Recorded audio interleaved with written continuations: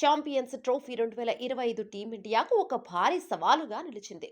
World cup final దాకా వెళ్లినా ఇప్పటికీ భారత జట్టుపై ప్రశ్నలు, టీం ఫామ్, ఆటగాళ్ల ఎంపికపై చర్చలు కొనసాగుతున్నాయి. రోహిత్ శర్మ, విరాట్ కోహ్లీ వంటి సీనియర్ ఆటగాళ్ల ప్రదర్శనను, అలాగే యువ ఆటగాళ్లకు అవకాశం కల్పించాలనే డిమాండ్లను సెలెక్టర్లు ఎలా సమతుల్యం చేస్తారనేది ఆసక్తిని కలిగిస్తోంది.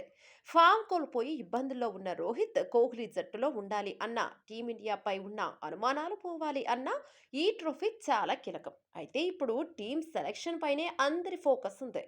కెప్టెన్ గా ఎవరు, టీంలో ఎవరు ఉంటారు, ఎలాంటి టీంను సెలెక్టర్లు సెలెక్ట్ చేస్తారు అని వేచి చూస్తున్నారు.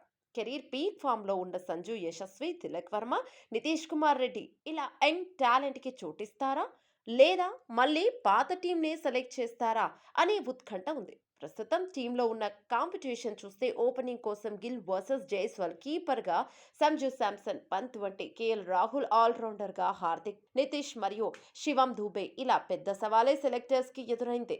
అయితే వన్డే వరల్డ్ కప్ లో ఫైనల్ చేరిన జట్టునే సెలెక్ట్ చేస్తారు అని వార్తలు వస్తున్నాయి.